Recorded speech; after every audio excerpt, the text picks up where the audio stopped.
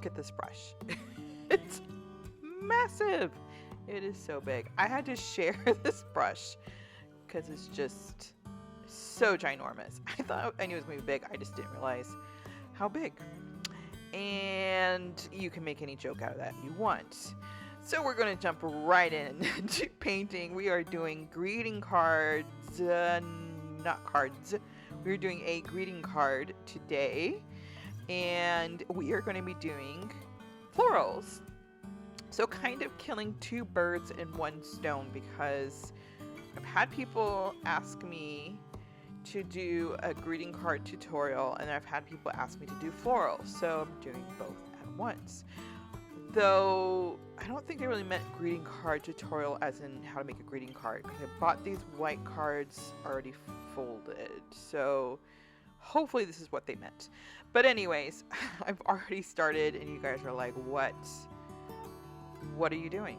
So I basically started by painting a green stem, just a straight line. You can use a ruler if it helps you, and you know, the main thing is you just want a straight line. If it doesn't end up straight, that's okay, because stems are not always perfectly straight. So I'm doing what is called. I'm calling it chicken feet flowers. They're not called that. I don't know what they're called, but I'm calling them chicken feet flowers because they look like chicken feet prints. And I'm just using berry blue, which is a Dr. P.H. Martin color. In fact, all my watercolors are Dr. P.H. Martin. That's what I'll be using today. I will link the information below, and I'm super excited because they told me they're going to get me a discount code for you guys. And I am a huge fan of Dr. P.H. Martin's watercolors. It's the only thing I use. It's very different from a lot of the stuff other artists are using. So if you've been trying to figure it out, then this is the channel to subscribe to, because that's pretty much all I use. So I did these chicken feet. I have got to catch up with myself. So I did the chicken feet flowers. They just look like little, a V with a little thing in the middle.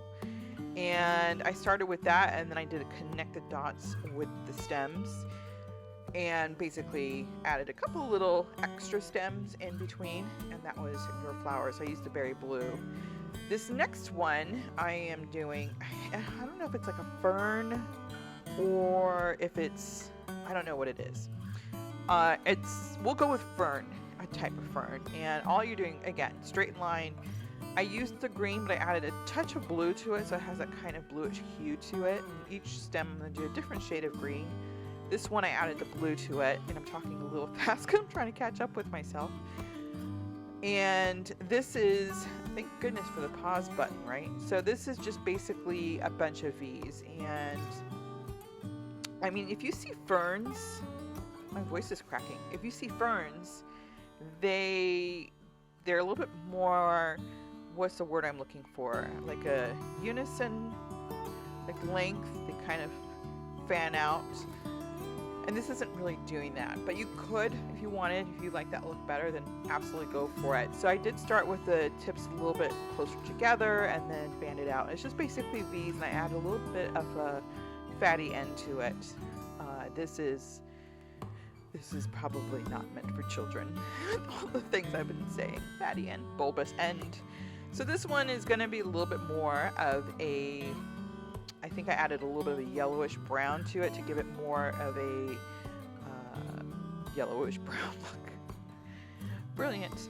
And I'm basically doing these jagged edge leaves for it. They're the, you know, I probably should have looked up the names of all these leaves and flowers. If you're into florals and gardening, I apologize. I don't know what this is called, but maybe you guys can help me out and leave the information in the comments. But this is basically like a jagged edge leaf, and some of them are bigger than the other ones because some leaves are bigger than other leaves, and I kind of have them just jagged. I promise that I'm really trying to give you guys good information. So as far as this is, it almost looks like a dandelion. What I'm going to do is like an X I'm using a light pink. So I did an X, and then I put a line up towards the top of the X, and that kind of acts as my guide, because otherwise you could end up with your petals kind of all in the wrong direction or not the right height or length and stuff. So this way you can do it where it kind of all makes sense. So you just pre-draw it and use it as your guide type of thing. And then I did like 3 or 4 of them. Whatever you look at the stem, whatever you think looks good, and then after it dried, add a little bit of the green, the same green, to the base of the petals, because that's kind of the part that holds the flower. And I did that after it dried, because if you don't wait for it to dry, it will spread into the pink. So this one is same thing, green with a little bit of yellow, and I drew the line, but I left a little bit of a gap there, if you guys can see it. And then I'm adding these yellow tulipy looking flowers. They're much smaller than tulips, but the same kind of shape. And again, kind of the chicken feet shape is what I'm going for, but maybe a little bit more closed. So like chickens that have been wearing heels for too long. That hopefully is helpful visualization for you. And why was that gap in there? The gap's in there because basically I'm showing that the flower is in front of the stem, and because it's watercolor, you can't do that after the fact because the stem will show through the watercolor. So that's why I left the gap there. And then I'm just going to fill it in. And then I'm going to add, again, the little base part that's going to hold the flowers together. And then connect the dot with the stem. So that if you're probably seeing a pattern here, it's the same thing over and over again. You just keep changing up the flowers, changing up the colors. I don't know if these are all actual real flowers. They look like they are to me. But you know, it's just to give you an idea of different things. So connecting the dots with the green, and then I fast forwarded that a little bit because it got a little boring. And I'm just adding some leaves here. All you do is kind of loop together the leaves with your brush, and don't overdo it. You don't want it to look perfect because flowers are organic, and then it wouldn't look good if you made them perfect. I mean, it could look good. It's just not what we're going for. So this one I'm doing, again, a little bit more of the bluish. This is going to be another stem, no flowers, and much more jagged stem here, just a squiggly line. This might be a good one to, if you're not sure how you are with your lines. You could start with this one all the way to the left, and that way if it's not straight, it works for the flower. So I'm adding these balls at the end. I'm not going to say anything. Adding the balls at the end. It's just another type of leaf, stem, foliage, greenery, and just doing these stems and adding the little green balls. Yeah, I have a brain of a teenager, I guess. Anyways, so some are longer than the others, and I'm just going to add a few more here just to fill it up. I've seen something like this before, and they're pretty full leaves, if that makes sense. Clearly, I don't know much about florals because I'm using all the wrong terminology, but they're full. Oh, I hope this is helpful. So just keep going until you feel like it looks about what you want it to look like. If you're not sure, then walk away from it and finish the rest of the painting, and then you can come back and fill in a little bit more here and there. Just don't overdo it because it's so easy to do. It's so easy to come back and keep adding and adding. You just don't want to do that. You need to know when to stop, and I think that's half the battle. So this is just another greenish yellow stem, and I'm doing these kind of upsweep leaves. I'm just doing a very light touch with the paintbrush, and I'm going to add these bluish periwinkle type flowers. Again, maybe these are like giant chicken feet that have maybe gained too much weight. Chicken feet with that maybe had too much salt the night before. It's a little swollen. So just kind of just little petals here and there, and then the like the closed buds one, which is just, you know, a small periwinkle purplish little ball at the end there, and then just keep going until you feel like it looks pretty. You can keep them all blooming, some of them blooming, none of them blooming. You know, this is where your creativity comes into play. So this is where you don't have to do blue. You can do whatever color you want. You can do whatever shape you want. It's just more of a guide as to a fun way to make a little greeting card. So I'm going to do, again, don't forget to add the green base to the flowers, otherwise nothing's holding the petals together. And again, do it after it dries because it will spread into the watercolor, and we just don't want that. So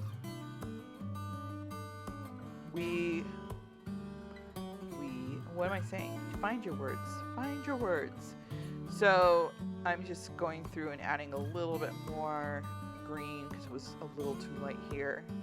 And then I am going to, what am I doing next? Oh, I'm doing you can't really see what I'm doing here because I'm doing wet on wet. So wet on wet means you start with just water and then you add the color to it. So what I'm doing is kind of a pinwheel with the water, and then I'm going to add the color to it. So the other flowers were done dry on wet, which is, you'll hear that term a lot in watercolors if you're new to watercolor. So they'll say, oh, wet on wet or dry on wet. So wet on wet is what I'm doing here. I started with the water, and basically you just drop in the colors, and then the water spreads the color for you.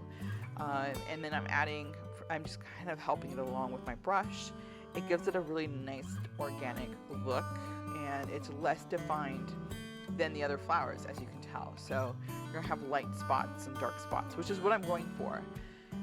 And I am just filling that in. So these are kind of, how do you say it? Is it peonies?